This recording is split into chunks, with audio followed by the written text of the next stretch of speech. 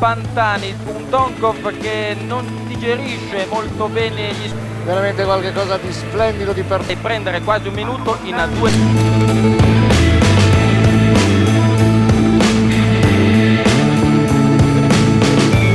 La grande, vi avevamo anche detto che la discesa è in una tappa a lui più congeniale. Pantani che ieri si era avvicinato al